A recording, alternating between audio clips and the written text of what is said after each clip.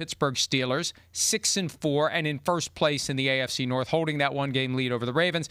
The Bears, 7-3. They're in first place in the NFC North, barely ahead of the Packers at 6-3-1, and the Lions at 6-4. Chicago is favored by 2.5. This is one of 3 games this weekend where both teams have winning records. I have picked the Steelers to lose just once against the Colts, and of course, the Steelers won that day.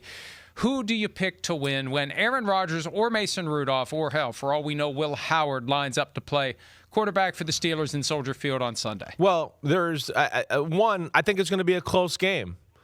And right now, in a close game of football, I like the Chicago Bears. I mean, they seem to be the most comfortable in that environment. I mean, gosh, it's every freaking week. Right?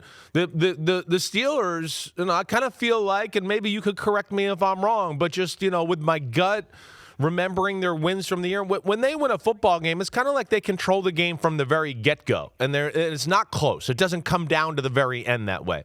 So there's a little bit of part of me that goes, yeah, in a close football game, I like the Bears.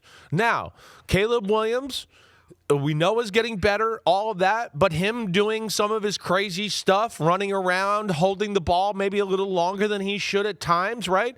That scares me too, especially against, as we know, T.J. Watt and Highsmith and Herbig and all that.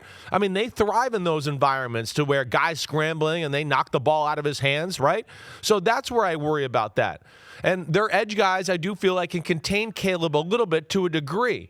But this is still not a good defense in Pittsburgh. I want to make that clear. This is still, again, yes, we all look at the score last week at the Bengals game and we forget it was 13-9, and the Bengals were driving. And then they got a touchdown, a defensive touchdown that kind of ended the football game. So I'm not sitting here looking at it like, oh, the Steelers fixed all their woes there. I'm going to go Bears here, all right? I'm going to go Bears, right, and take them 23-20. Close one, not best bet, but I'm going to take them winning this football game. And since you raised the point, let's go ahead and fill in the gap here. Yeah. The Steelers beat the Jets week 1 on a 60-yard walk-off field goal by Chris Boswell. Okay. So that was a close game that the Steelers won late. Week 3 against the Patriots, they had to stop the Patriots, who were driving right around the 30. Remember, Pop Douglas caught the short pass, had the first down, took the step back, ended the drive, ended the game. The Steelers had all the turnovers that day to keep the Patriots from winning a game they should have won. Right. The Vikings in Ireland, that was a game where they had to hold off the Vikings late, and there was that issue with the Vikings couldn't see the play clock. Right. But the Steelers have shown that they can win close games, and look, here's the difference maker for me. I believe Aaron Rodgers, despite the fracture in his wrist, will play. I believe he will play. I believe he will play well enough. This is going to be his last game ever against the Bears, last visit ever to Soldier Field. I mean, we don't know what's going to happen next year, but he's got the vibe this year of a guy who is pulling the train into the station. So this is it.